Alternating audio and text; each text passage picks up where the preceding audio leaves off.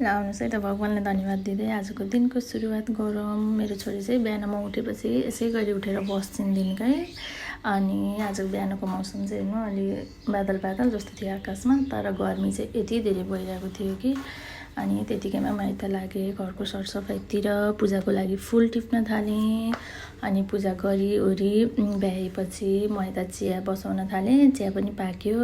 अनि हामीले चिया खाइसकेपछि म थालेँ खाना बनाउनको लागि है। म चाहिँ सुरुमै दाल झानेर पकाउँदैछु आज। मलाई चाहिँ यसरी झानेको दाल एकदम मिठो लाग्छ। अनि तेल हालेर जिरा फुराएर प्याज हालेर अनि पछि गोलभेडा हालेँ। प्याज चाहिँ हेर्नु डढिसक्यो, ढङ्ग नभएपछि यस्तै हो। अनि त्यसपछि दाल हालेर एकछिन भुटेँ। त्यसपछि पानी हालेर मैले त्यसलाई सिटी लाउनको लागि छोडिदिएँ। अनि मम्मीले चाहिँ यता ल्याउनु भयो फर्सीमुन्टा।